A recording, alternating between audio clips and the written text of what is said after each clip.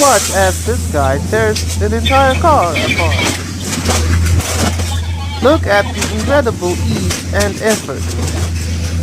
This car looks like it was made out of paper. Seriously, this guy needs a raise.